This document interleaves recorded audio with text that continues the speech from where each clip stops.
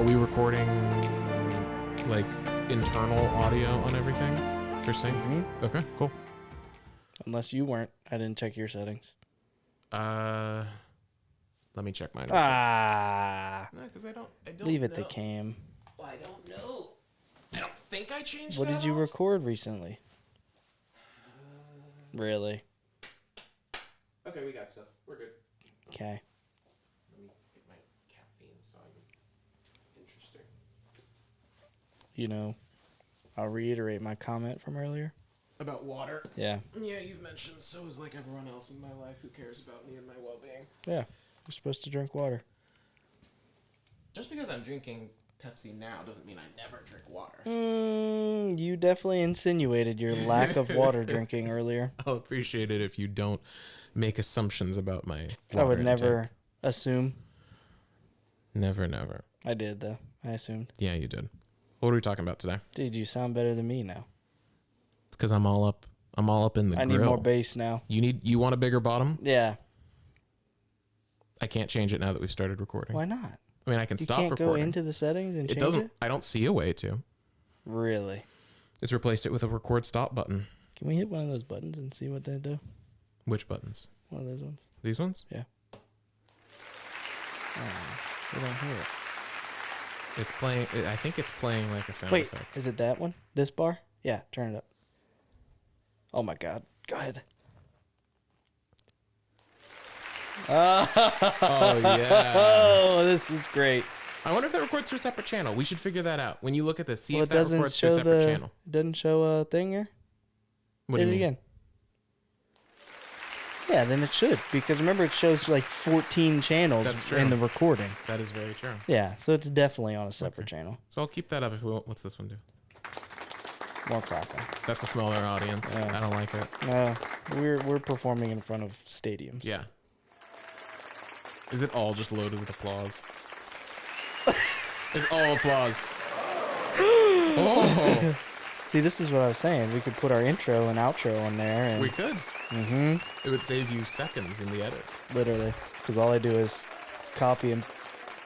Wow, those are long. It's a good effort. Those are really long. Okay, so what we're learning Wow. here today. You didn't hit the last one. Wait. All right, there we go. It's yeah. over. Well, this one Darn. isn't even lit. Well, it's because I deleted it because I thought I was gonna upload one. That could have been the best one. No, probably not. I'm so disappointed. No, I think the really long, slow, sad applause was the best one. Yeah. Yeah. The pity applause. It would make sense because they're all blue, and all the applause ones were blue. and then the oohs are like green and Right, orange. Yeah. See, this is the kind of audio professionalism I would expect from a company like Rode. Yeah. Dude, it's the best podcast interface I've ever seen. It is truly lovely. It Yeah. absolutely is. But what we are learning is that you and I cannot be trusted with the power of a soundboard. And we also might talk and say we're going to do a lot of things to it. And then when next week comes, we'll be like, we should have done that. We should have. Yeah. Because we talked about the intro outro thing last time. Yeah. That Yeah. feels unnecessary. I feel like we want something that's more like if we have pretty like cool, though. mid-show jingles, that is where it's at. We can do mid-roll advertisements for some fun things we're coming up with soon. Potentially. Mm-hmm. Hint, hint. Mm-hmm. I don't know when you're going to cut into that, but at some point the show will start in the middle of that conversation. So welcome to the Follow Focus podcast. Boom. Everyone. We probably don't sound any different. Maybe a little. Maybe I don't a little. have as fat as a bottom. That Yeah. is true. We changed some of the big bottom settings on the road. big board. bottom, not fat bottom. Sorry, I mean, it's a song. either or, tomato, tomato. Fat bottom, girls. Yeah, it's the whole thing. However, if you are a true viewer who is watching this, Mm, you will notice that we are not in our usual hole. of course.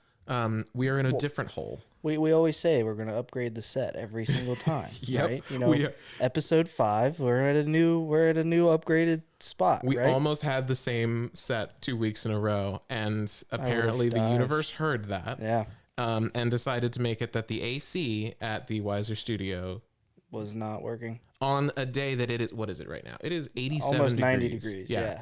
It is hot in Maryland. This is like our first like truly hot day of the Did season. spring happen? Kind of. I mean, there's enough pollen outside that like True. there is a springing happening. You know, a funny thing so I DJ'd a wedding this weekend, right?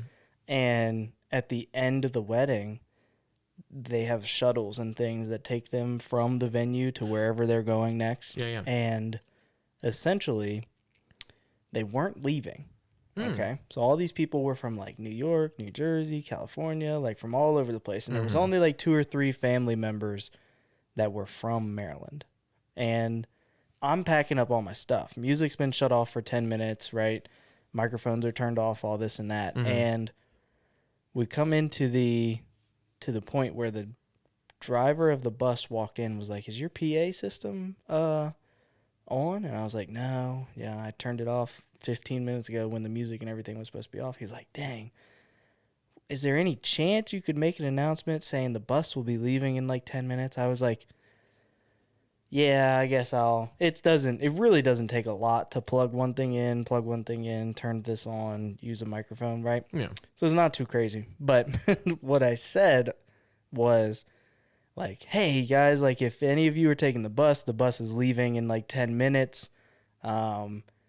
The one fun thing, you know, this was a great time and this and that, but you don't want to get stuck in Maryland. The weather and the seasonality just sucks."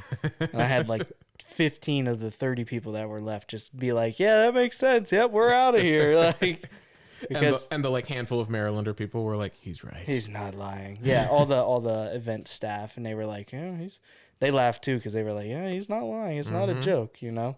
Because Maryland weather, it's just could be 25 degrees in the morning and overnight, and then, you know, it's 95 degrees midday, and then it's 60 degrees in the evening, and then it's back to 25.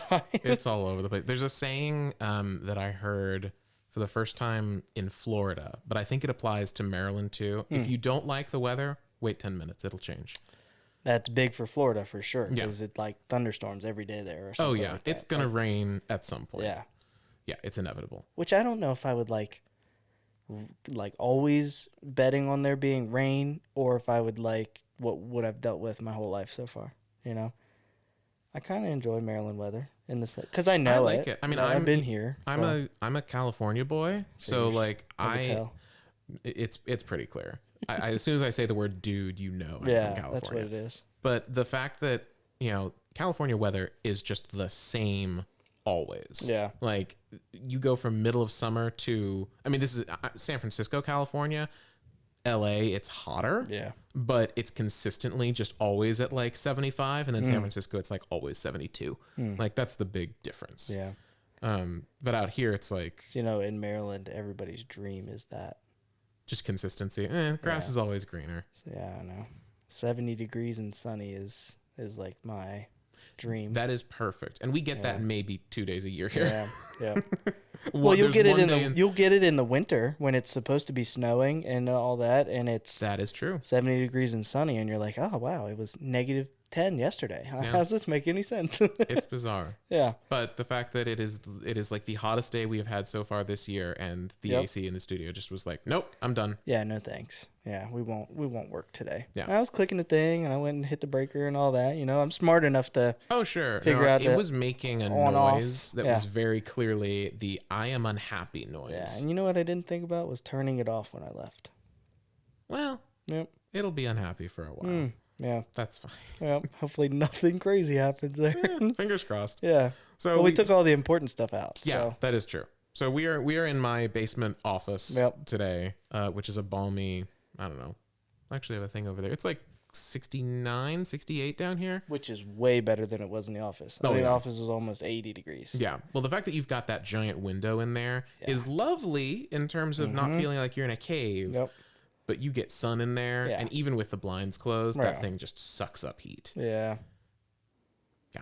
No thanks. I said earlier, I'm a video editor. We come with a label that says "store in a cool, dry place." That is what we need. That is what I need. I mean, I'm like, I can tell that I was glistening a little bit just from carrying the mic stands down here. So.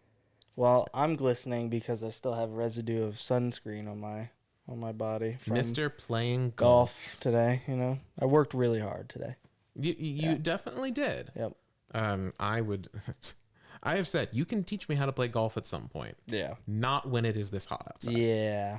Yeah, that wasn't the best idea, but it was Malachi's birthday, so did it for him. Happy birthday, Malachi. Yeah.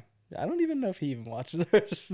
well, then it works out. I don't think he's a podcast guy. Like, that's that's a fair. real thing. So, right? Totally fair. But Malachi, if you hear this, then you get a happy birthday wish. If you don't, then you don't. Yeah. And that's just how it works. Yep. I don't even think I said happy birthday. So happy birthday. You can't say I didn't say it. You just didn't listen to the podcast. Yeah, so, you weren't listening closely. Yeah, a week later. It's only 10 minutes in, so, we'll be fine. Yeah. No, we're good. Yeah. We're good. Yeah. So what's been up with you this past week? I mean, I kind of know already. Well, but a lot of fun secret stuff, obviously. A lot of fun secret stuff, which you guys will be privy to soon. Very soon. Soon. It's big, exciting, and secret. Which is the funniest thing because I'm like, that's all I want to talk about. That's all I want to do. That's all I want to talk about, say, all the things.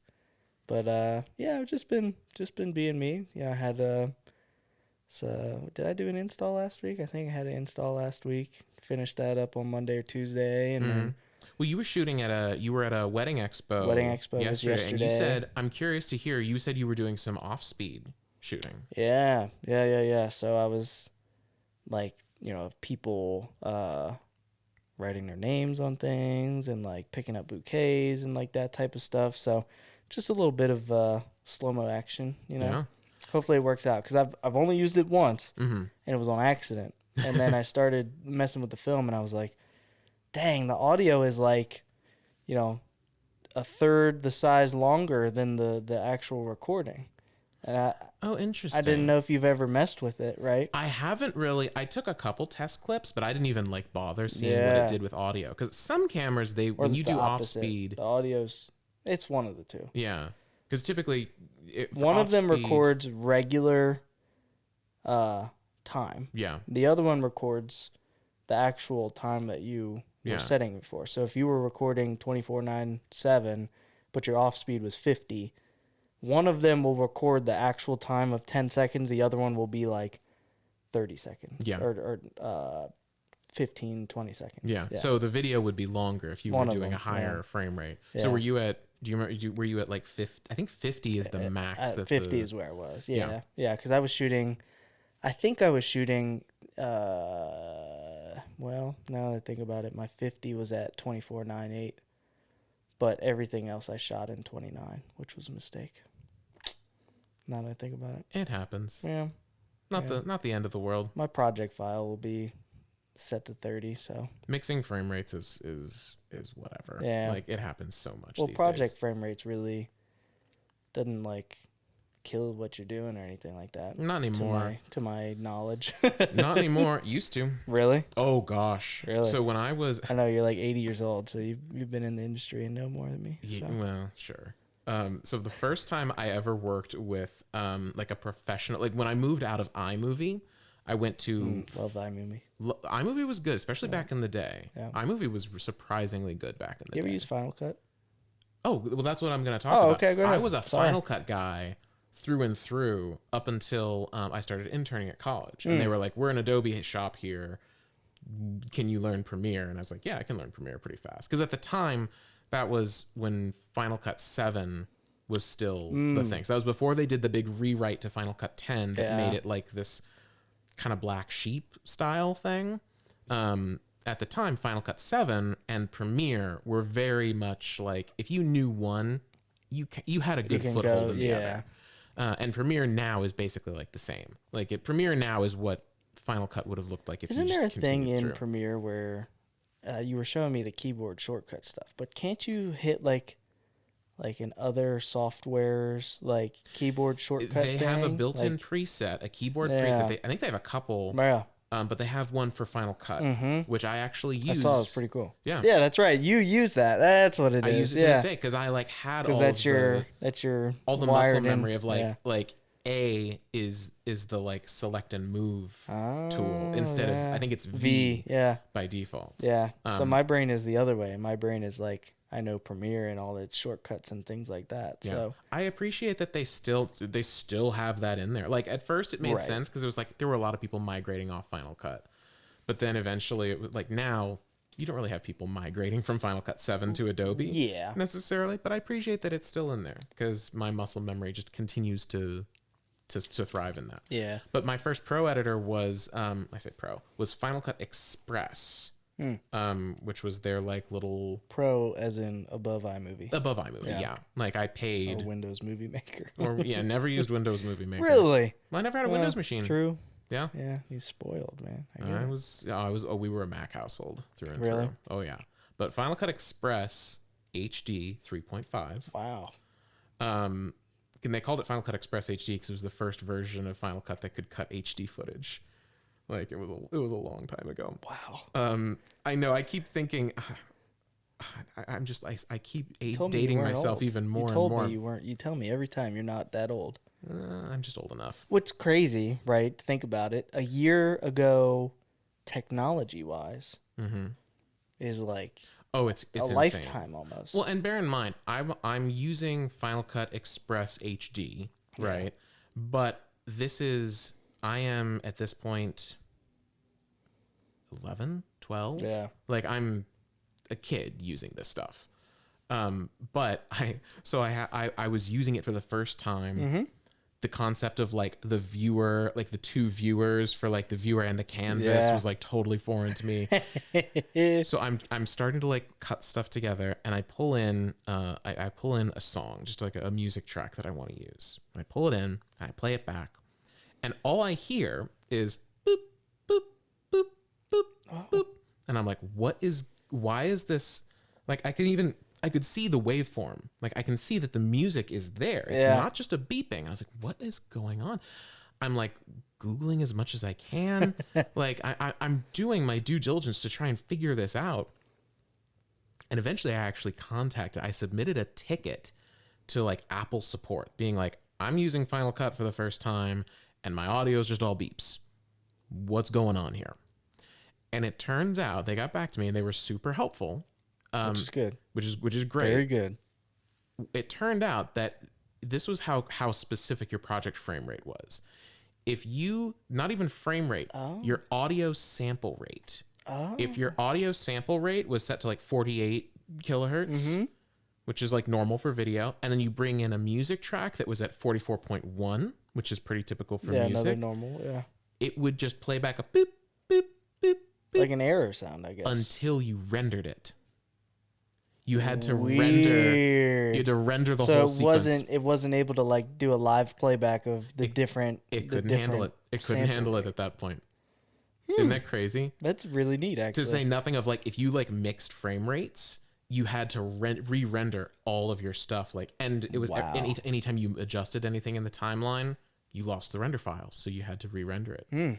So that was at the time. It was like. The standard practice was, okay, if you got anything that's off speed frame rate or different sample rates, you had to convert it, like fully convert it first. That's nuts.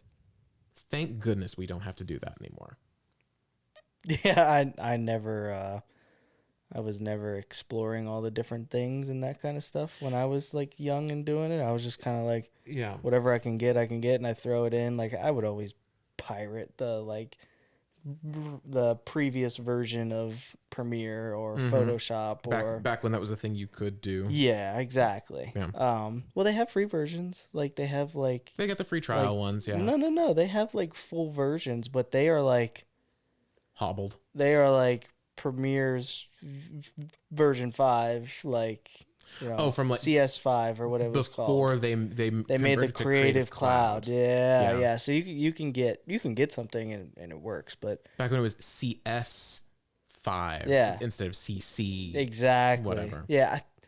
Honestly, you might be able to get CC. I pay for the stuff, so I don't really look into what I can steal anymore. So it's like, I just have the updated stuff. I actually use the beta for everything. So. Oh yeah. The betas are cool. The beta's really fun. Yeah. And I started I guess a new thing that just happened within the past couple of days, other than the expo and the wedding and all that kind of stuff, is I might be turning into a Mac household. I am excited about this for you. Yeah. So that's big. So you're going to be ditching because you've been you've had a MacBook Air. Like, Well, I had a 2019 Pro MacBook Pro, and then I bought an M2 Air. Mm-hmm. Yep. And then I have the iPhone, I have the iPad, I have all the. You're very much an Apple guy, like yeah. in everything else. But I'm a gamer. Right. Can't game on things like that. They're not supported. Steam does not support Mac game or like gaming on Mac. It's just like really not a thing. It is there. Like Steam works on Mac. There are things. And there's actually a surprising number of games that do probably work. not fun games. There's a decent number. Probably not fun. Yeah, no, maybe not. It's not Call of Duty, so. That's true. If it's not Call of Duty, I know you're not. I don't even know if Call of Duty works on Mac. There's no shot. Never There's even no way. looked at it. There's no way. But you can play, what is it, Warzone on iPhone, the mobile right? Yeah, one. PUBG too, and all that stuff. But you probably can't play it on Mac. Yeah, probably not.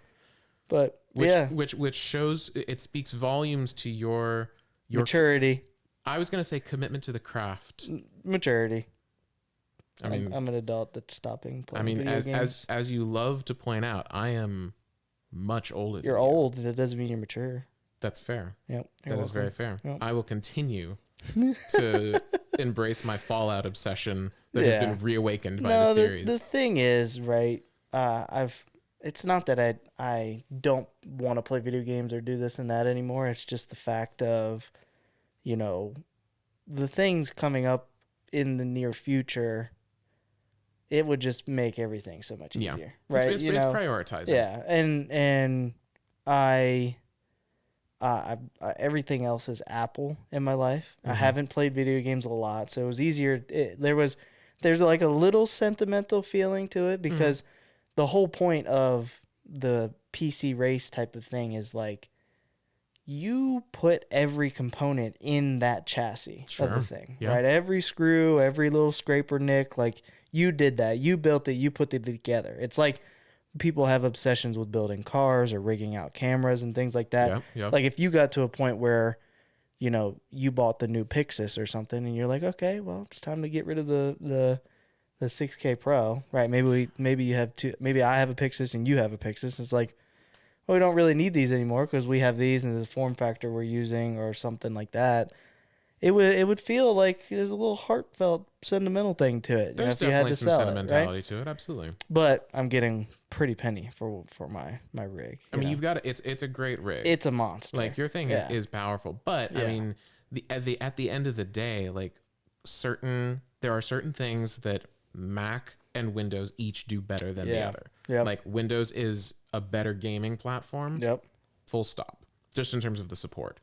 Mac is, I mean, can you do creative stuff on Windows? Absolutely. During the pandemic, when I was working remote for Discovery, for several years, I was cutting exclusively on a Windows machine because we couldn't get supply chain stuff. I couldn't get through work. I couldn't get a Mac that was powerful enough. Oh yeah, that's right. You were saying that. Yeah. So it was a Windows machine, and like it worked.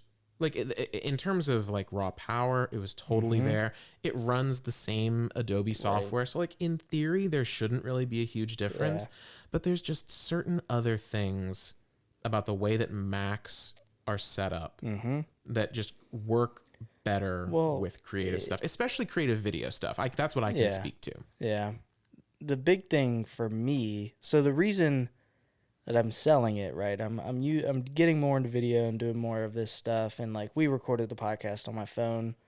Was it the last one? Yeah, the last one, because there was no wide shot, right? Because we had an issue or whatever, right? The app crashed after 90 seconds and we couldn't see. Yeah, and we had a drive hooked up to it and everything, and we don't know why. So the drive being hooked up to it might have been it. We're not sure. Yeah, but this is why we have three angles. Right. So our first podcast problem, we literally talked on the last podcast of like, yeah, we haven't really had any issues or anything like that.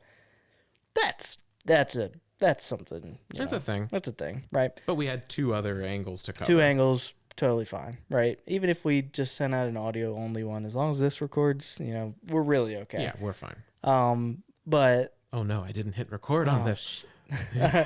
But we almost had our first explicit tag. Almost. I think within the first couple minutes it's fine. I don't know. That's a YouTube thing. That is a YouTube Within thing. the first like 2 minutes or something, you can't. I don't know what the rules are anymore. Yeah. Anyway, continue. Anyways, yeah. So I'm selling, or else I already sold my PC to one of my buddies. But essentially, the thing I'm going to miss and that I'm a little worried about, right, is that like when I process the podcast and export it, it takes 7 minutes to do the hour and a half long podcast with 3 ProRes, level recordings, all the audio and all that stuff. So I don't know. That's the only thing that worries me, right? Yeah. Because I want to take the money and maybe put a little more towards it if I need to, right? And buy a studio, like a Mac studio, right? They don't have the M3s out yet, so there is the option for the M2, the Max and the Pro. There's like the Pro, the Max, and the Ultra. Ultra, right? Yeah. So the Ultra is like $4,000, right? I don't need to go that crazy. The Ultra's insane. Yeah, I don't need to go that crazy. Maybe I do. I don't know. Maybe I'll feel, like I need to do that next week. But, I could literally just go 1 for 1, money wise, and get like a Pro or something like that, M2 Pro or something, and maybe that's the option. Maybe that's the way I go. I don't know, but I don't know the processing power comparison. It's tricky to do a direct comparison because of the way that like Apple hardware is like its own hardware. Yeah. Like it's not like it used to be where it's like, oh, this is an Intel i5 in a MacBook Pro. Yeah. There is a websites that you can do like comparison, the benchmarks and stuff, and all that. So like my M2 Air, right? Obviously it's a lower end chip and all that kind of stuff. Still an M2, right? Yep. The 12900K that I have in my PC slaughters that thing in every category. Oh, yeah. I'm like, oh no, is the M2 Pro Studio going to be any better? Or I mean, it will be. Uh-huh. Well, it 100% will. Because like just saying it's an M1 and an M2, like not all the M's. Right. If it's an M2, that doesn't mean it's like, I think it's kind of like saying like an i9. There's a bunch of different things. I don't even think it's like that. I think it's more like saying like the M2 is like saying that is a particular generation. So that's like saying it's Intel's like Kaby Lake or something. Yeah. But like within Kaby Lake, you had an i3, an i5, an i7, and an i9. You are really reaching with Kaby Lake. That was just the first lake I could think of. They've had too many lakes. There was a coffee lake. Yeah, there's all kinds of them. There's too many lakes. I don't know. Apples are branded better. It's just, what is it? It's an M and then a number. Yeah. Higher number is newer. Yeah. Easy. I know I'm reaching with Kaby Lake. I don't even know what. I think my first PC I ever built was Kaby Lake. 8 series. I think you might be right. Yeah. 8750 or 80. I think my first PC I ever built was an i3 Kaby Lake. I'm pretty sure. I think that's why that's in my brain. Makes sense. But part of it is I just switched to Intel. Like this was my first Intel. Oh, you build. were Ryzen before? I was an AMD guy. Yeah, I had Threadripper. I had everything like that, and then I decided to buy the 12900K, and I didn't look back. But there was really no difference. Like it didn't really change anything. After a certain point, especially if you've got like something that I like the XMP, yeah. That was nice. The boosts and everything, those were cool, but didn't really change much. Just a name, It's kind of like iPhone, Android kind of a thing. Yeah. They all do the same thing. It's more personal preference than anything. And I'm an iPhone guy. Like, I won't switch to an Android or Google or whatever, but like in reality, there's probably things that the Androids do that the iPhones don't, and like all these types of things, but it's all about the right tool for the right thing. Because I used to be a strictly like, Windows are terrible for like everything. I bet you did. You seem like that. I do, don't I? I give off that vibe. Yeah. But like, I mean, I real, especially like when I started getting more into gaming, it was like, okay, yeah, this is better for gaming. Yeah. But yeah, the thing that's interesting about the M series to me is that so you've got like the different tiers within an M2. Right, yeah. Like the one that's in the MacBook Air is less powerful than the one that's in the M2 MacBook Pro. Yeah. Which is less powerful than the ones in the studios, coupled with the fact that not only is there the raw power thing, but there's also thermals. True. Yeah. Because like MacBook Airs don't have fans. Don't have fans. So they can't run as hot. So like they Doesn't will heat up throttle. then. Mine's pretty great. Yeah, but that's because they're throttling the speed of the processor. I also back. don't do anything crazy. I use the DJ software and download stuff. Yeah. That's it.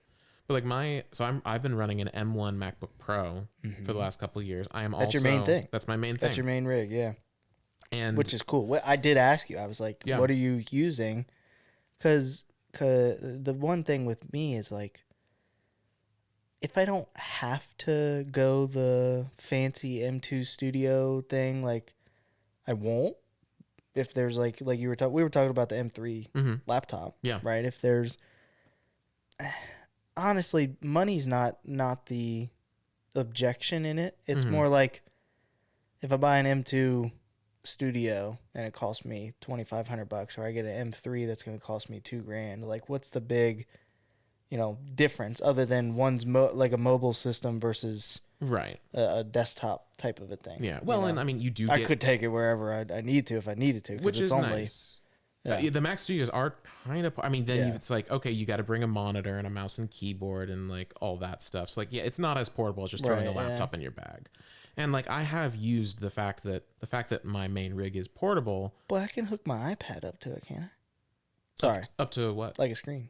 I can do like a screen. Like I could probably go Thunderbolt. You know, it's interesting because I know you can use the iPad as like a secondary monitor. Yeah. I don't know if you can use it as the primary monitor. Yeah. That would be interesting. We'll figure to check. it out. Yeah. Well, we'll find that out. That's That going to be on my mind now. But like I was in DC the other day, like prior to a shoot, and I was able to work on a project just in a coffee shop. Yeah, I was able to cut a wedding on that, and it worked great. Like, and being able to do that is a really nice thing for me to have. What size hard drive or SSD do you have in there? 1 terabyte? It's a terabyte. Yeah. But I never carry a. I always carry. So I had a 1 terabyte or a 4 terabyte SSD that I was cutting off of. Did you record on that, or did you transfer everything into it? I transferred everything. Yeah. Because the one that I have that I use, so I've really converted to most of my drives are the Samsung T7 series. Yeah. So the one that I throw in my bag to like edit off of is the T7 Rugged that has like the extra shielding. Oh yeah, so you just toss it in there if you really want to. Yeah. So then I can just move just projects. Like I do with my camera rig. Exactly. So I know that terrifies me. But yeah, anything I need, I just move. Huh. And that's the cool thing about Macs is like Thunderbolt. Like I know that Windows has Thunderbolt. They do. My Windows machine that I edited off of when I was working for Discovery during the pandemic had Thunderbolt. That's actually how so my 12900 had integrated graphics, so I could plug directly into the motherboard and it just had Thunderbolt through that. It's trash, but so this is the thing. You want to talk about something that Mac does better? Thunderbolt support. Did it work on Windows? Yeah. Yeah. Because I had a drive that I had to connect to that was only Thunderbolt. It was like for work. I had to connect through Thunderbolt. And it worked, but man, it was the clunkiest and it was unstable. It really did not, which is crazy to me because it's an Intel technology. It's not an Apple technology. Right. Thunderbolt is made by Intel. Apple just happens to be the one that's like all gung-ho on it. So the fact that I'm using an Intel processor on a motherboard that's an Intel hardware partner and the Thunderbolt support was trash. Is so weird to me. Well, another thing is like, it's just a funny thing is because I used to repair phones and things, people will point out, like other tech repair people, they point out the fact that Samsung makes most of the parts that are actually on the chips and stuff like that in your iPhone. They're like, it's the same thing. Like, it's just a thought. Like, it's not the same. Don't they even make most of the panels for the iPhones, I think? I don't know. I don't know that one. I think it's either Samsung or LG, I think. Yeah. Because they're like the best display manufacturers there are. Dude, I'm a firm believer in if you make something really good, right? Come together and do it with somebody else or another like person that can benefit or company that can benefit from your work. Like there ain't no reason to be Android, iPhone. Like there's Mac or PC. Like that, whatever works for you. Literally. Absolutely. And the more that those things can work together, right, the better. Dude, if I could AirDrop to my PC. I know. If I could plug in, so the big hassle that I have right now is I have a 12 terabyte drive that I'm going to have to be able to use with my new system or laptop or whatever. Yep. I can't just plug it in. It's not going to work. It's not formatted for... Because it's formatted in, what is it? Is it NF? Sounds right. Yeah. Wait, no, not NFT. NFT is different, but it's like that. Yeah. Windows like boot thing. Yep. Yeah. I used to, so that's my problem right now. That is literally a hurdle that I was trying to, that's why I was transferring. You want to keep the I want to keep the 12 terabyte drive. And you want to keep the data. The stuff that's on it. You want to keep the data on it. There's like 9 terabytes of stuff on it. Yeah. How in the world am I going to transfer all that stuff over? Yeah. It's like I'm going to have to take it off on multiple drives and then maybe partition it and like format certain partitions. And yeah. So, or I just buy another 12 terabyte and then I have two. Yeah, but it's annoying that you have to do that. Yeah. I had to, when I was editing off of Windows, I had to get a copy of a piece of software called Mac Drive, which is a Windows app that basically allows Windows to read and write drives that are formatted for Mac. The Mac OS 10 journaled, whatever. Interesting. Whatever they're called. Thing worked pretty darn well. But the fact that like you have to do that. Yeah. You know. Yeah, that is one of the factors that's making me go, yeah, let me just switch to a Mac, Apple worldwide essentially, because it's it's difficult to like get footage from you from a drive that you might, because didn't we run into that? We ran into you gave that. me a drive and I couldn't. Yeah, I couldn't. Which like I think it speaks volumes about how synonymous Mac is. No, I know. Sorry. He's itching his beard into the microphone, ladies and gentlemen. I had an itch, dude. Welcome to Follow Focus ASMR. Yeah. No, we're not doing that. I already told you. It's weird. Fine.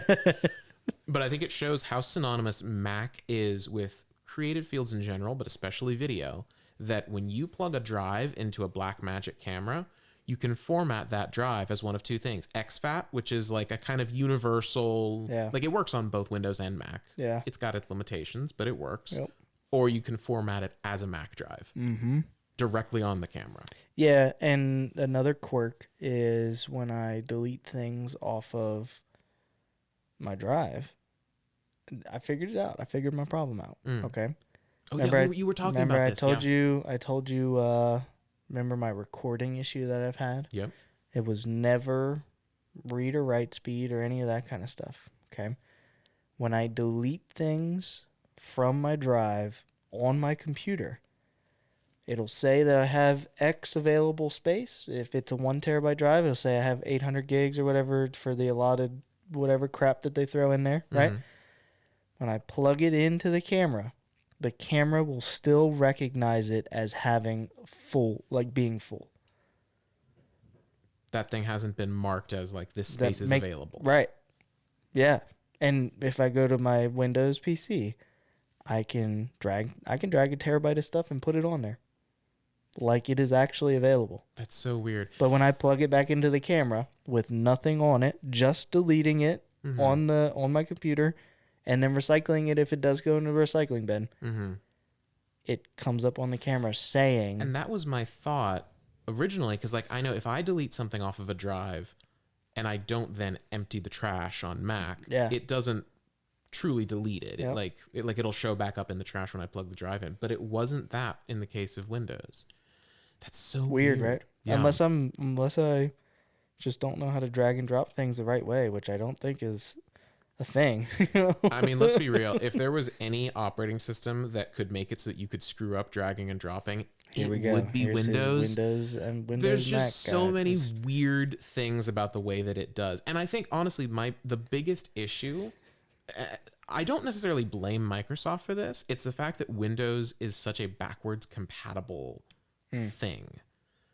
The fact that like you can take a keyboard with a serial port on it, plug it into a modern Windows 11 system, and it will recognize it and work is very impressive. But it also like locks them in. Like you've got basically two extremes. Microsoft is the one that's like, we will actively make things more confusing if it means that we can continue to support things that already exist. And Apple is the one that's like, no, screw you, you're losing this because it's not good anymore. That is why some people hate Apple. Yeah. Yep. I don't think either is the right way to go. A funny argument, right? Let's think about this. A funny argument is people will say that, Apple will purposely not upgrade older devices, and it's just their way to make you buy something, buy a new thing, right? I thought through this one time, right? Thought through it. I'm like, me being IT guy. Yeah. I was like, it doesn't make any sense. You know why?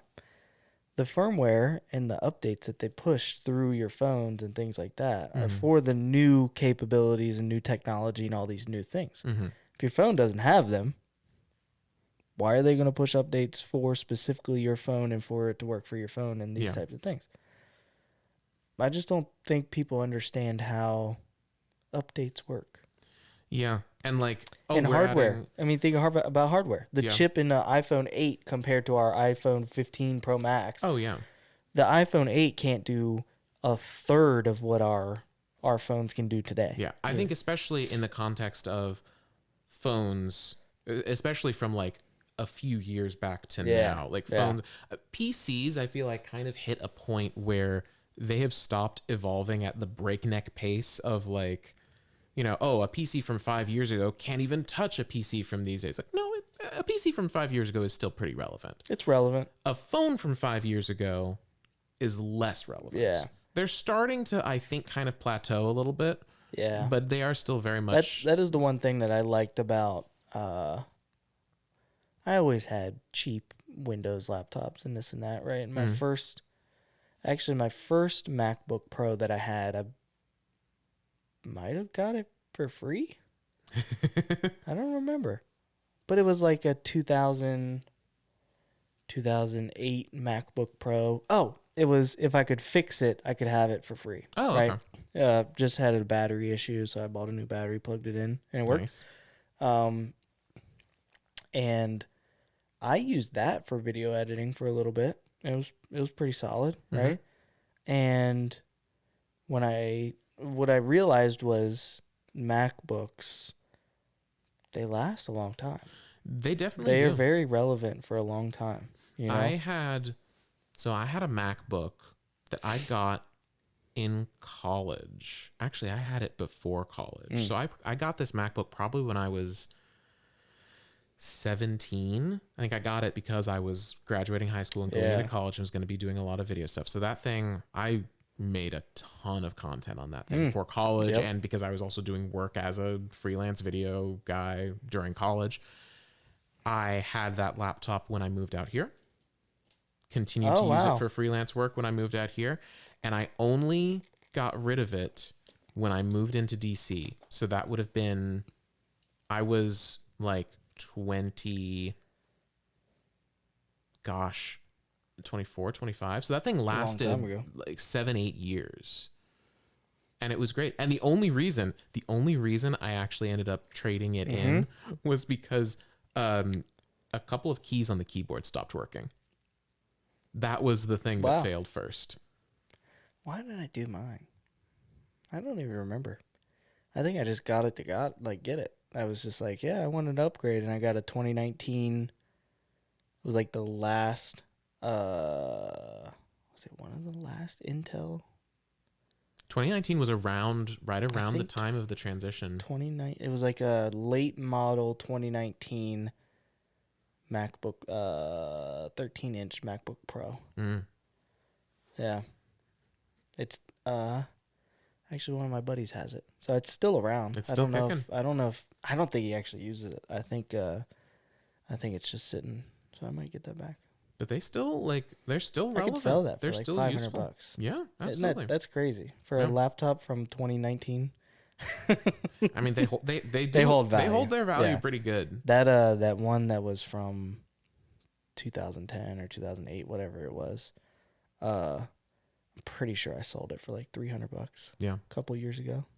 Dude, like before the pandemic. I got a decent amount of money for my old MacBook Pro, the one that I'd had for like 7 or 8 years, and that like the P and M keys weren't working. It's crazy. I still got good money for that thing. Yeah, the Windows laptops can't do that. No.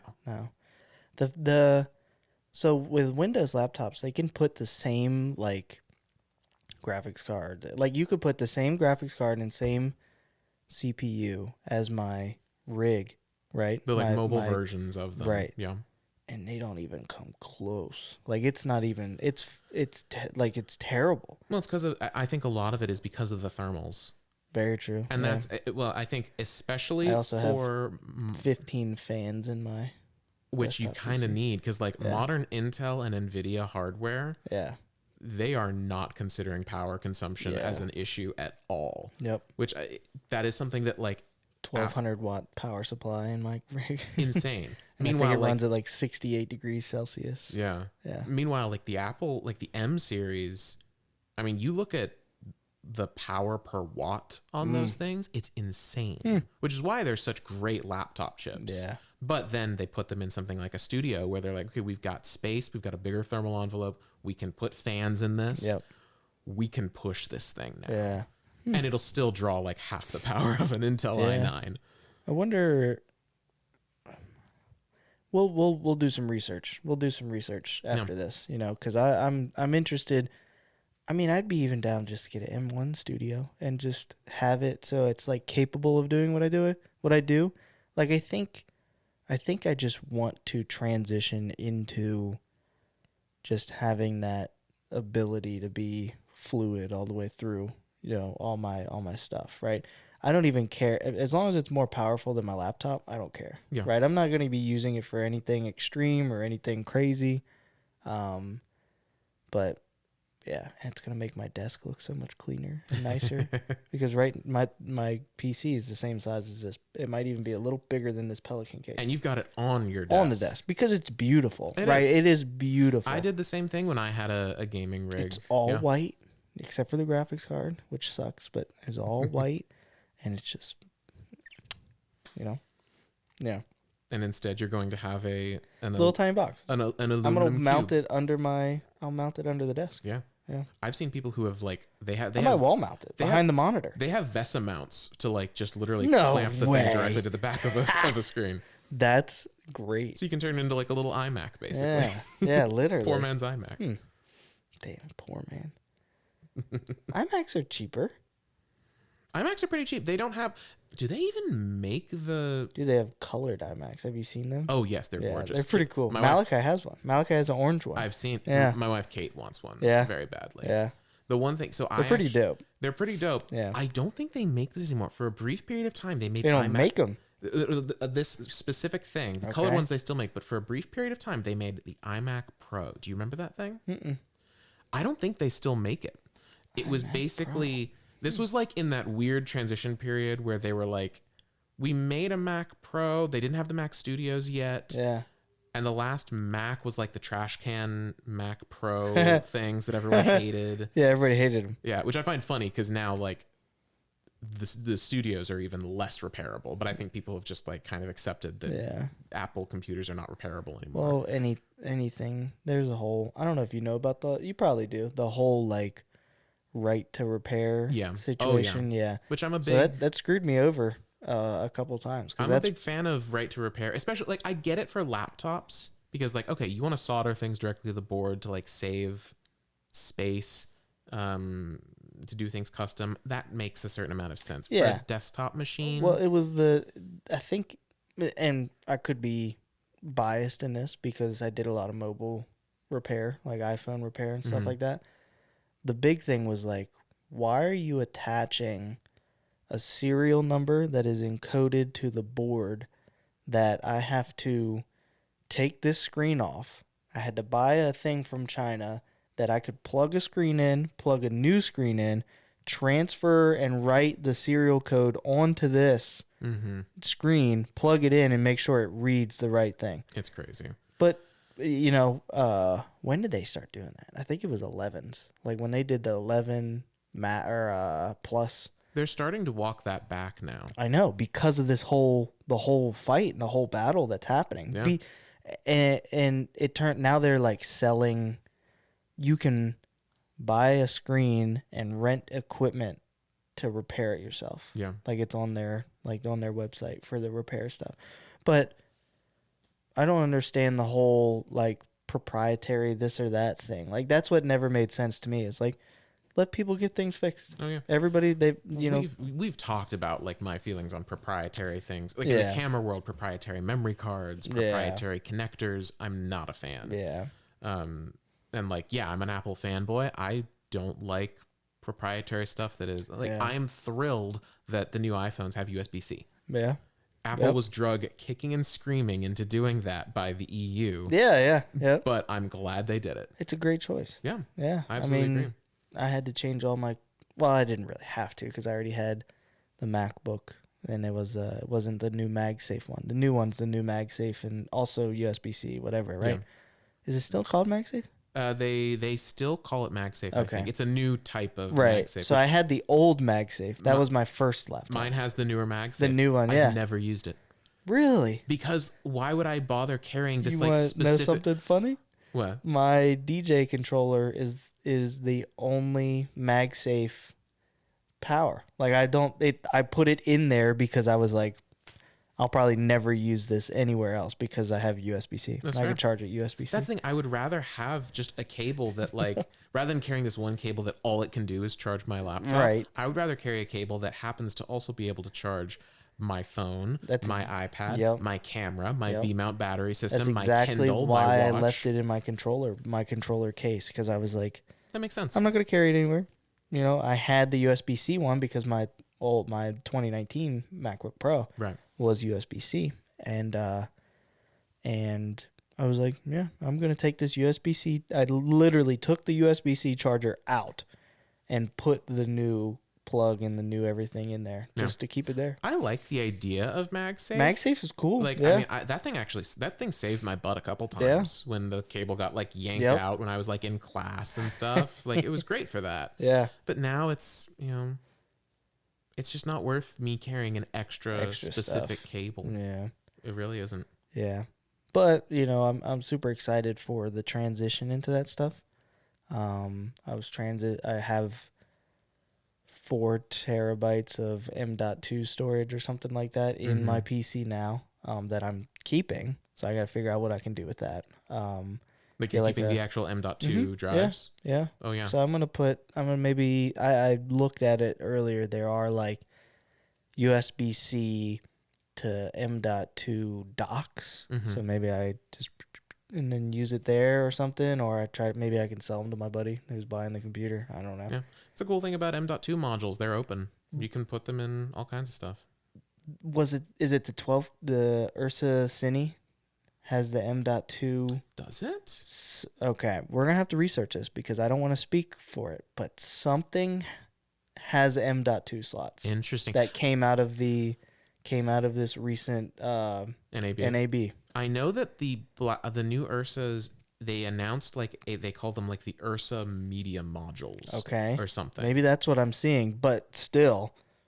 Which I think it's like a custom cartridge, but you might be able to like open it up and put an M.2 I think that's the whole thing. Maybe it's that's like the deal. It's like you know what we used to do with similar to what we do now with the SSD, but it's just a dock. I've seen Small Rig actually makes a little enclosure that you can drop an M.2 in. That's the thing you hated, right?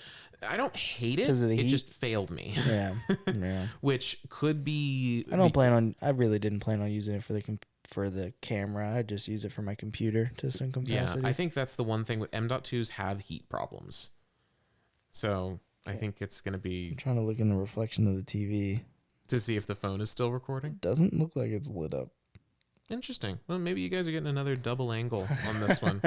Oh well. And if so, we should figure that out. It works. Or we'll just buy a third camera. I mean, that's on the table. Oh, which one? Oh, sorry. It's on a table somewhere in New York in B&H's warehouse. Oh, right, because they're still closed, right? Yeah, they're closed for Passover. Yeah. I love the fact that NAB happened and then B&H was like, nope, we're closed for Passover. I appreciate how dedicated and, stuck to it that they are. Yeah. Well, and honestly, they're so good as long as there's not a Jewish holiday going on, they are like on top of it. So I'm like, you guys take whatever breaks you want. They do a great job. They also, the fact that there's that like lead time after NAB probably saved you personally a lot of money. Yeah. I almost bought the Pixis and it just wouldn't let me buy it. Mr. Impulse Buy over here. If it's early morning or late at night, I'm always buying something. Oh, by the way, those logos were trash that I bought. Oh, really? They were really bad. Yeah. You need to show them to me. I don't know if I want to. That bad, huh? They're pretty bad. They're like I almost sent a message back being like, I just want my money back. But I was like, this is probably what he does for work, so I'm not going to really battle it. And I just accepted it. That was through Fivver, right? Yeah. Yeah. Every time I've used Fivver, it has been so good. Really? So good. Everything that I've ever gotten from Fivver has been great. That's great. Yeah. So I had a lot of high hopes for this one. Yeah. Yeah. I was disappointed. But we have Kate, so. We do have Kate. This is... Oh, wow. Pro tip. Marry a graphic designer. Yeah. We're getting very close to a topic. To the secret topic. I didn't even think about it. We're doing something that may need a logo at some point. And maybe that logo already exists. Oh, man. Wow. You're bad at keeping a secret. Dude, that's like dipping your toe in the pool and say, I'm not going to swim today. Oh, boy. Sorry. It's just my brain totally skipped over that. Anyways, yeah.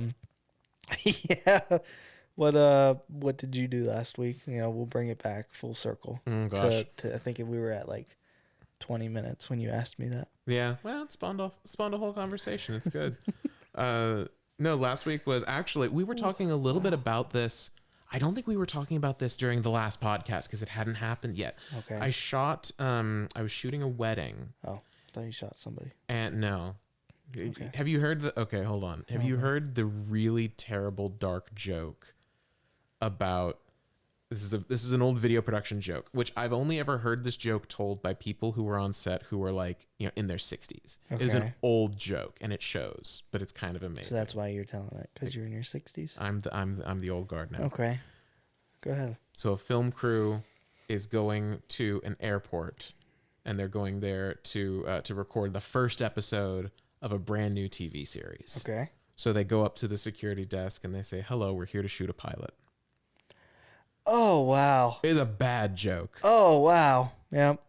It's a bad joke. We're censored now. Yep. Age restricted. Yeah. Yeah. But it's also like kind of an incredible joke. It makes sense. I think it was told by the old guard because that joke was told in a pre-9/11 world. That's, how crazy. Imagine if we were pre-9/11 or 9/11 never happened. Like how our airport system would be. I mean, you just walk in. Probably. You just walk in. That's what they did. They would just walk in. I think a lot. I remember when that happened because I was a kid. Yeah, you were like 25. Yes, I was. No, I was like, I wasn't. I was 4. I was 8. Jeez. 7 or 8, something like that. What is that? 97. Yeah. 8, 9, 10. Yeah, I was 4. He can count, ladies and gentlemen. Yeah. But like I vaguely remember what happened because we had it on TV, but I was of the age where it was like, okay, we don't need to watch this anymore. Yeah, you don't need to see what happened. Yeah. But yeah, that was we never traveled, like we never flew or anything. So I didn't experience airports until 5 years ago, probably 5 years ago. Yeah. When I went to California. That was like my first flight ever was to California. I've flown quite a bit. We didn't fly a ton when I was a kid, but we did fly to we actually took a trip back to the East Coast when I was a kid. That was like one of my first big video projects because we did like a tour of Was it any good? What, the video? Yeah. I have it somewhere. Was it any good? That is a very loaded question. Oh, okay. What'd you shoot with? I Is shot that it. where it's loaded? No. I shot it on. I can't even tell you the model number because it was my family's like mini DV SD camera. Oh, nice. It was old. This was like I was just getting into like I think I maybe want to do this video thing full time. Yeah. And so we were going there to do like basically I was learning about the Revolutionary War for like the 4th time. Because that's what they do in school. Because that's what they do in school. Yeah. Basically, as a homeschooled kid, one of the things that's a little weird is that up until high school, you can kind of do whatever you want within reason, but you can kind of take stuff in whatever order you like. So like we did the Revolutionary War like pretty early on as like a history thing because I was really fascinated by it. So I was like, cool, let's go. Let's do Revolutionary War. I hate history. I mean, it's not my favorite subject, but it was like, given the choice, sure, I'll learn about the country I'm living in, you know?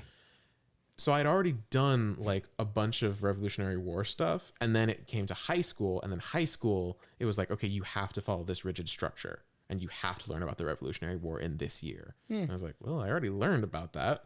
I already kind of know what happened. Yeah, seriously. So my mom had this idea of like, okay, what if we take like a 2-week trip to the East Coast and we like go all the way up in it. We hit like Boston, Philadelphia. We go to like, Plymouth, Concord, all of these like big historical sites that had a ton of significance in the Revolutionary War. And then that'll be like us learning about the Revolutionary War. And you can bring your camera and you can try doing this video thing you're so excited about. So I hauled this mini DV camera and a tripod and everything all the way around like, Independence Hall and, the Constitution Center in Philadelphia and all this. And I basically made like a little mini video of like, this is the history of like the founding of America with like footage of all these. Did you do a voiceover? Things. Yes, I did. Oh, boy. I went full Ken Burns. Boy. It was a full Ken Burns style. So when I say, that's why I say it's a loaded question of, was it good? Was it good considering it was like the first video that I ever like really made, like shot and edited myself? Yeah. And the fact that I was friggin' 12, like, yeah, I think it's pretty darn good. Is it good? No. Trash. I mean, it's cringy, but that's also for me to watch it. It is cringy for me because I'm like, oh God, you're leaning on the cross dissolve so hard. Everything was a cross dissolve. It's no. I mean, that's a good starting point. It's a good starting point, but like cross dissolves, unless you are going for a specific look, my editing instructors always told me cross dissolves are what you put in. If you can't figure out where the cut is supposed to go, you put in a cross dissolve. So then you're like, yeah, it's somewhere in there. I'll let the audience figure out where the cut is. It's over somewhere in this like 1 second. Good job. Yeah. So it's good. It was, yeah. Yeah, we'll say it's good. We'll take it there. I think it was called Birth of a Nation. Wow. Which I think there is a thing. Original. Isn't there a thing called that now? Probably. I'm pretty sure. There probably was at that point, probably in a museum or something. Probably. That would make a lot of sense. Yeah. Yeah. That was the project that I was editing in Final Cut Express. So I was trying to pull in like a track of colonial music, and it was like, nope. Boop. Oh yeah, back on the editing platform, editing software type of thing. With the new purchase of some sort of new Mac product, Apple product, we texted it earlier, and I was like, maybe this is my time to go to DaVinci and learn it. I want to genuinely make an effort. And that's what you said, yeah. Yeah. I want to make an effort to learn DaVinci. I will, at this point, never be able to fully get away from the Adobe suite. Right, because your clientele. I've got a few clients that specifically want stuff done in Adobe. I have certain work I do that can only be done in After Effects. Well, it can't only be done in After Effects, but it can be done in DaVinci. Yeah, I think After Effects is a different beast. After Effects is different than Premiere. Yeah. You know what I mean? Like you could, all your Mogerts and all that kind of motion graphic stuff. Like, you're not going to get that. You're not going to get any better in it other than. I mean, DaVinci's trying. Like give Blackmagic a few more years, and they might be able to make Fusion to the point where it could replace After Effects for like 80% of the work that I do. The big thing that made me think about it was the stuff that you were talking about with what is the special track that you can only do in DaVinci and not? Oh, What was that? the motion track, the stabilization track. Yes, yeah. The information in the camera and all that kind of stuff. Yeah, so it's not doing it. It's not I guess it would optically be- analyzing. I guess that would be like digitally. Like it's not doing it digitally. It's Like not Premiere does it digitally, analyzing frames and stuff like that. Yeah, it's looking at the actual Actual motion. information from the. It knows the camera was shaken in this way, and so it will correct it. So I thought that was really cool. It's a pretty cool thing. I mean, there's a Yeah. lot to be said for the fact that Blackmagic. I mean, we just were talking about like, oh, no walled gardens and all open ecosystems. At the same time, if you work with Blackmagic makes the codec and the camera and the editor, Yeah. they can do some really cool stuff that not that other people couldn't do. Like, there's nothing stopping Adobe from integrating the like that motion track into Premiere. They just don't. Yeah. Which I wish they would. Like, I genuinely looked. I was like, has someone made like a third-party plugin to? They haven't? No, not that I can find. What about our Autopod? We can do the podcast on there. There's a version of that for DaVinci too. I know there's From a plugin Autopod? for that. Not from Autopod, but there's a I just version paid of for it. It's a monthly subscription. You'll be fine. Yeah, I got a lot of those. Yeah. Welcome to creativity in the modern era. Everything is a friggin' subscription. Yeah, literally. Which I mean, yeah, that's how we think of our clientele at the same time. It's like for Wiser, like if we can figure out a way to get people like the studio, like if we want to rent out the studio, we want to get people in there on a recurring basis, like something that's just a subscription that they can come in, use the studio and do whatever, you know? Yeah. So if that's just the way that the world.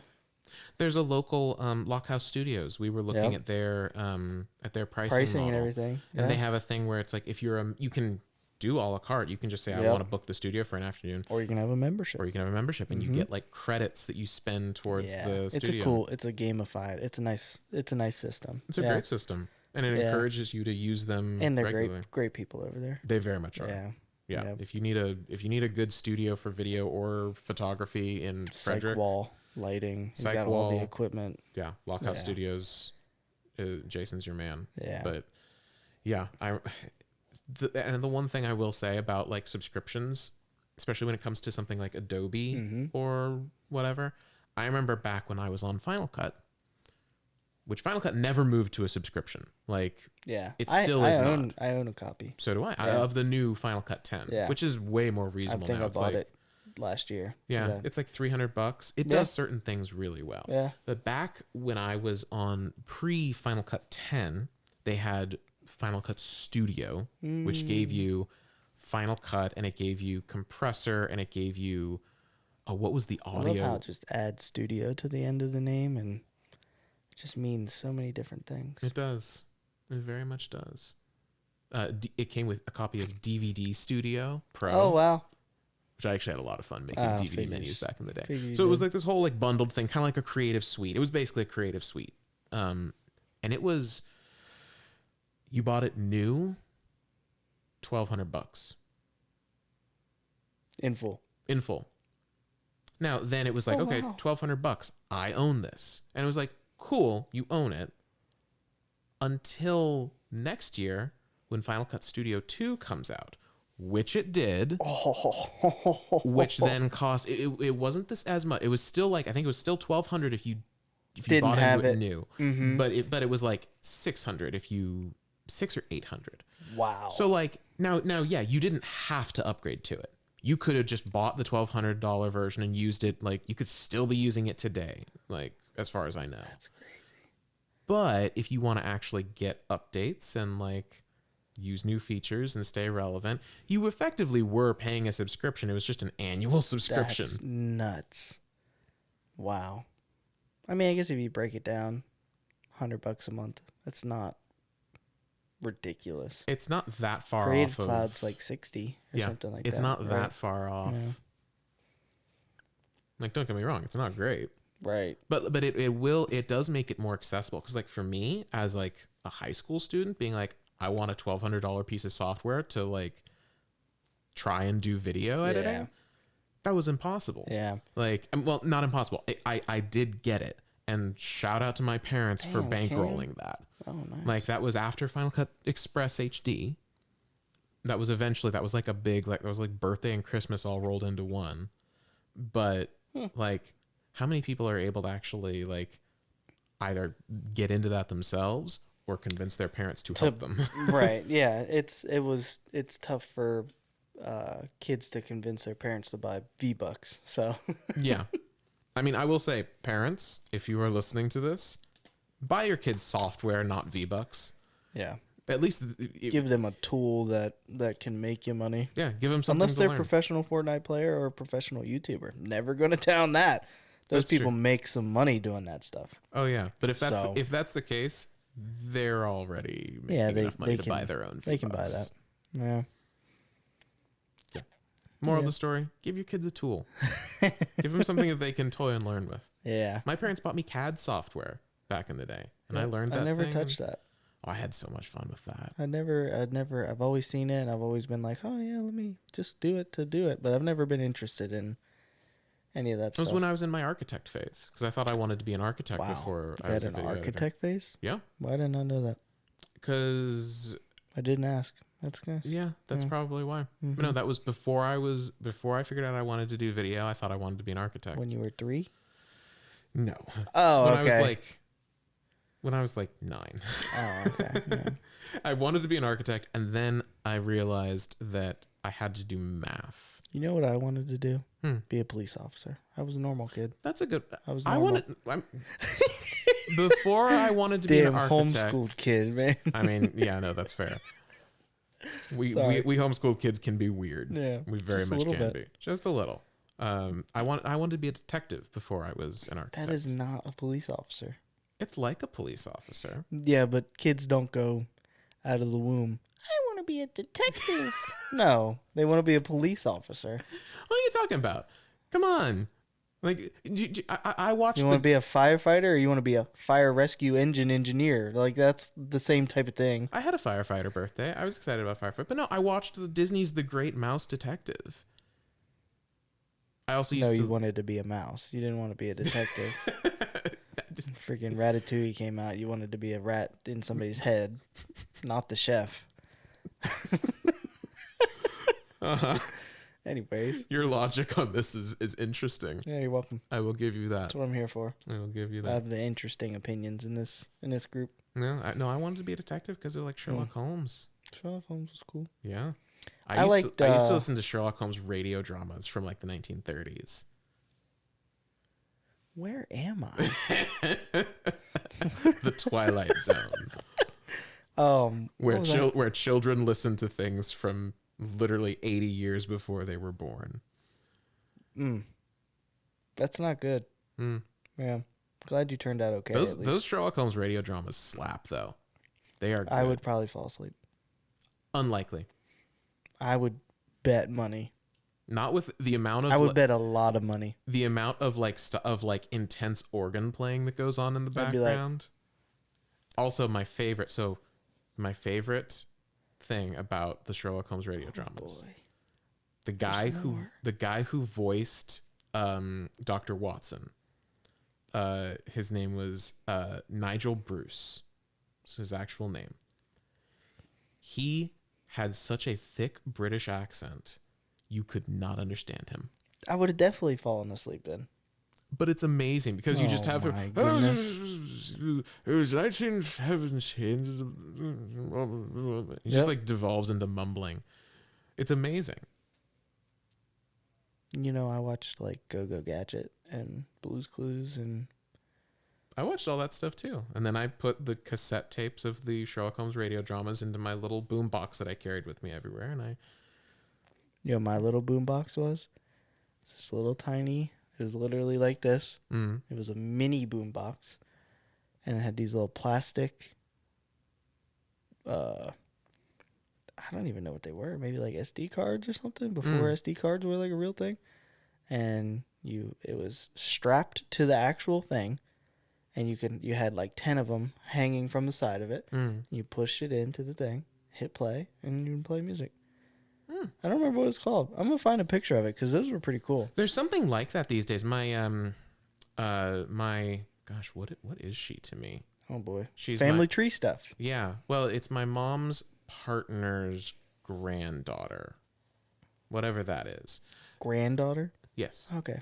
So I don't know if that makes me. I don't know.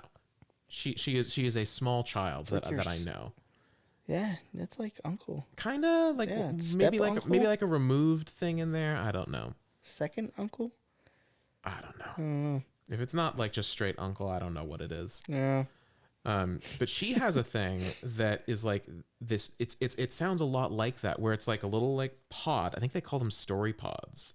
Huh. And you actually have these little like plush animals that have basically like NFC tags in them. That's not even close to what I was talking about.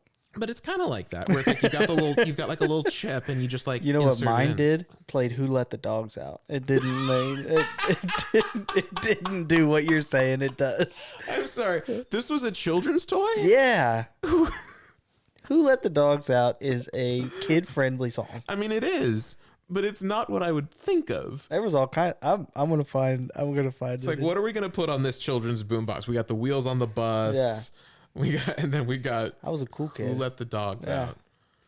Who Blue. indeed? Yeah. And it was like, what's that really trashy singer that went bald? Britney Spears? That went bald. Oh, like shaved her head? Yeah. Was it Britney Spears? She did shave her head at one point. What song's really good from her? It was on that. Okay, cool. Yeah. Hit Me Baby One More Time. That might have been it. Yeah, actually. Toxic. The thing that goes like, meow. Yeah, that one. I think it's Hit Me Baby One More Time. Yep. But they were okay. Actually, the funny thing. You're a DJ. Listen. you. I have 6,000 songs on my system. And how many of them how many of them are eliminated by saying it goes bow? I would know what you're talking about. Okay. I don't know any of the music by its name. Like, people will come up and say, what did they say the other day? There's like, for Usher's Yeah, there's like a thing that is called. It's like, I can't even think of it. Like, they spell it, but it's like in shapes. What? Yeah. Huh. Yeah. That's interesting. Mm-hmm. And I'm looking at this girl and I'm like, what are you talking about? She was like, Usher's Yeah. I was like, yeah, I have that. She's like, yeah, that's what I'm talking about. I was like, okay. You could have just said Usher's Yeah, not like Triangle 3 something. It was a whole thing. What is this? I don't know. It kind of It sounds was a like fun wedding. Yeah? Yeah, a lot of Taylor Swift. Oh, of course. Mm-hmm. I crushed it. I really was dreading going into that wedding. And then I woke up the next day sore. That's how much dancing I was doing behind the controller. Yeah. Yep. Good for you, man. Thanks. And then I woke up. I didn't even wake up early yesterday to go do the expo, but Early enough to be like going to bed at midnight after doing all that. Woke up at like 8 maybe and got ready and got to the wedding thing. I was like, this is terrible. Like, I went, what is today? Monday? Yes. Yeah, I went to bed last night. I don't remember going to bed. It was like 8:30. Oh, yeah. I told Dallas, I was like, she wanted to go watch TV. And I was like, we're watching this show right now that it's about a prison that, what is the name? I don't know. Prison Break? It's the only prison show No. I'm aware of. No. So it's like is Prison Break like real people? Or is it actually like fictional? Pretty sure it's fictional. So there's one that they went into like a penitentiary or a prison or something, and the warden is like trying a new thing where instead of that, these people are like locked down like 23 hours of the day. They are in their cells, and 1 hour of the day they're out. They can eat, they can do their things, and then they go back in for 23 hours. Jeez. Right? So the whole philosophy behind this show and what the warden wants to do is, he's right. He's got a very good foundation and plan with this, right? His whole thing is, if we take the inmates and treat them like they are a part of society and a part of something, and not treat them like they're going to be locked down for 23 hours, right? Give them better living situation, like that type of thing, that they will return to society and be better. I think it's a great idea and a great thing. It's a very intense show. I can imagine. It's a good show. Is it like so is it like a documentary style thing, or is it like is it a dramatized version of actual events? It's documentary. Okay. Yeah, it's real. It's real. People are in this thing filming them, and there's not hidden cameras. There's cameras in cells and things like that. I feel like I might have heard of this. It's pretty cool. Yeah. It's like probably top 5 right now. Really? Probably top 5 right now. Yeah. I think it's on Netflix. You don't have Netflix? Not currently, no. That's crazy. Amazon Prime for the Fallout series. We started watching that. Oh, yeah? Mm-hmm. We really like it. It's good. Really good. How many episodes in are you? They're long episodes. First episode's like 75 minutes. Have you watched the whole thing? No, not yet. Are you pretty far? No, we're like episode 2, episode 3. It's hard to like say stuff without spoiling it. We just finished the episode where she cuts off his head. I don't think I know that one. Okay. So you're pretty early on. I think you might be on episode 2 then. I think 2 sounds right. Yeah. Because they did she got out or went out of the thing. The vault. Yeah, the vault. Right. She went out of the vault and was walking around. It was being really weird, and then I can't really remember the show. I mean, that first episode is a long episode. It's a lot to bring in. It's like a 75-minute episode, and all the other episodes are 65. Thing. Like, what a crazy start to a show. They went hard. Yeah. They went very hard with it. Homie walked into the other vault, and it was just dead, like a dead zone, and realized, like, something was up. Cue, like, 10 minutes of slow-mo violence. Yeah. That, like, and it was puts John Wick to shame. Brutal and awesome at the same time. The reason we are watching it very slowly is because it is such an intense show. Yeah. Like, Kate's enjoying it. Kate doesn't want as much, like, it's not like I want the gore, but Kate does not handle the gore as well as I do. So it's like we will do an episode at a time. Yeah. And like we can't do it too late in the day, otherwise it's like it's too close to bed. Like it's that kind of show. Yeah, I think it was Dallas and I. Dallas, so she's a teacher, so she has to wake up like 6:30, 7 a.m. like every day during the week. So that's why she's never out like doing stuff. Late. She'll go do stuff and dinner and all that kind of stuff. But yeah, we got into that first episode, and I think it was a Sunday, and I don't know if we finished the first one, and we got like 20 minutes into the next one, and she was just like, I can't go another 40 minutes or whatever it was. I was like, a lot. Makes sense. Like, I'm cool with like... And like I said, they're long episodes, which is unusual for right now. It's good. It is very good. It's really good. Yeah. Already picked up for season 2. Really? Yeah. You know, there's a lot of shows out there, and I don't know the philosophy behind it because obviously I don't run a network or anything like that. There are a lot of shows out there that don't make it past 1 or 2 seasons, but are like the bomb. Like, it's a shame. I don't know how. I don't know why. I think they're victim to the fact that a lot of, the streaming services right now are very like they are. But they could just be raking in the money, dude. They could be, but they're not. Not as much as their investors are expecting them to. Think so? Yeah. Oh yeah. Because there was a Netflix show. It's called Kim's Convenience. Okay. Convenience store. It's like an Office, like a sitcom kind of like Office, Parks and Rec type of thing, right? It.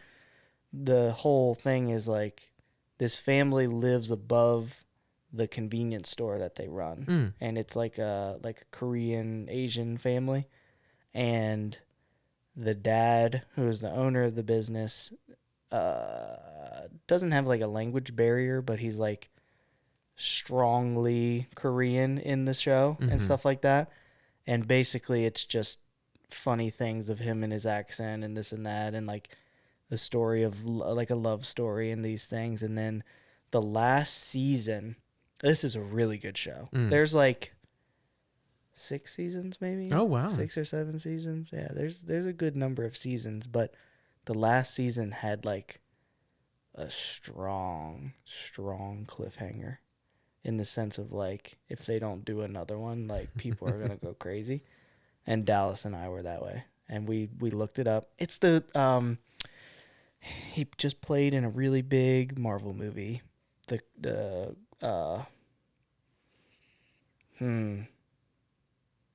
I'm so out of touch with Marvel stuff right now. I can't think of his name, but he landed a huge role, and like they were like, okay, we're not going to continue the show. That was it. I was like, are you kidding me? Like, you just going to do that to me? Yeah, I mean, I think Netflix, especially for a long time, it was like they would greenlight anything.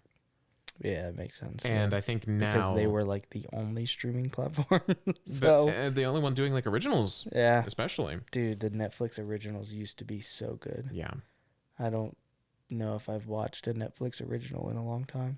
I feel like a lot of the more like kind of heavy hitting, like, it seems like Apple TV Plus is actually getting a decent amount of the really like harder. Well, you get it you have it too. If you have an iPhone, they like give it to you. Huh? Yeah. Ain't no way. Yeah. I'm gonna download it, and there's no way I have that. Yeah, for free. I think if every time you get a new iPhone, they give you like a year of it. Oh, something like that. But they've got some cool stuff like For All Mankind and like, yeah, there's some. How much would that cost me if I bought it? Just the subscription? Oh gosh, I don't know. Come on, dude. However much a streaming service subscription is, they're all kind of about the same. Yeah, they're all like $20. I think it's like $15 a month, something like that. I love, and this could be our last topic because we're running late. Not really. Hour and a half's about right. Not for us. Right, yeah. We'll keep talking after this because we're planning on talking more. Oh, yeah. But what was I going to say? It was the last topic. Oh. There you go. I really love the indie stuff. Like the Netflix original stuff, and like that was my favorite thing ever. Yeah. They just had a different style. Like, a big thing is a lot of recommendations that we get on Netflix. They look amazing. Like, they sound amazing on their trailers. Like, it just looks like such a great story. Mm-hmm. And then it's like dubbed. Oh. It's like from a different country. Interesting. Yep. And I cannot stand that. I can't do dubs. So Dallas has to have subtitles. Mm-hmm. Just has to. She literally, just because she grew up around that environment, she has to have subtitles. I've known people who are like that. Yeah. They don't bother me anymore, right? They don't bother me anymore. I used to be like if you don't use them, you kind of learn to tune them out. I used to be the, no, subtitles like ruin it, But sometimes I'll catch myself while looking at them and reading them. Especially for some of the way that I have issues with the way some modern shows are mixed. Yeah, well, because they just are not mixed. I don't know much about audio stuff. I mean, it's not whether you know it or not. It's just like sometimes it's like, okay, there's so much like background noise and music in this. I can't understand the speaker. There's a let me stay on topic for a second. But I cannot stand dubbed stuff. Like seeing a character's mouth move, it's very distracting. Not be the words that they're saying. I would rather, if it's a foreign language thing, I would rather have subtitles. Yeah. It's still difficult for me to do. I couldn't do it either way. But it's but the dubbing is just so distracting that it's like it just feels totally wrong. Yeah, I just can't.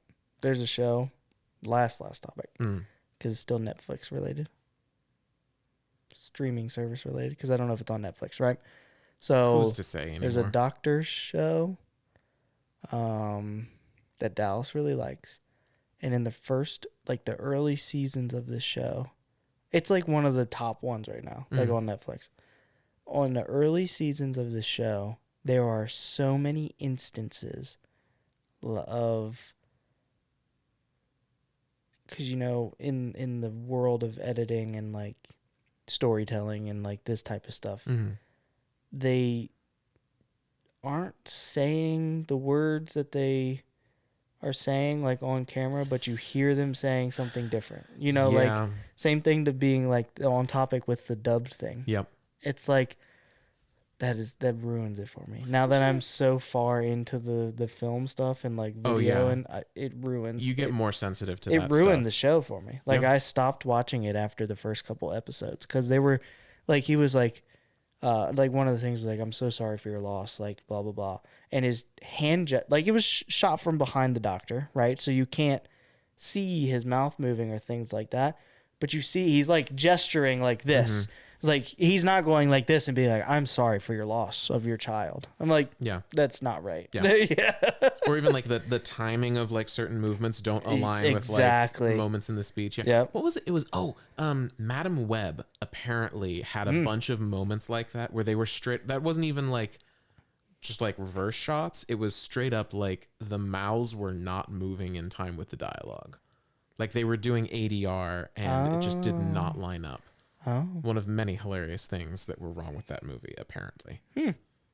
Yeah. So it's a thing. Yeah. It's absolutely a thing. It sucks that I notice that stuff now, but it's also like, you like what you like, you know? And if you get kind of like we talked about a style with shooting, it's like, you know, that's my style. And if that's what I like, I'm going to kind of try to be that way. And that's how everybody is. It helps you figure out what you're sensitive to. Yeah. And then you will then know. Dude, I will watch hours upon hours of short films on YouTube. Just indie creators. There's some great stuff on there. Stuff. There really is. It sucks because I feel like I'm running out. No, you're not. I feel like I am. Like I scroll through like I'll put, the way I've had to do it recently is specific camera model short film.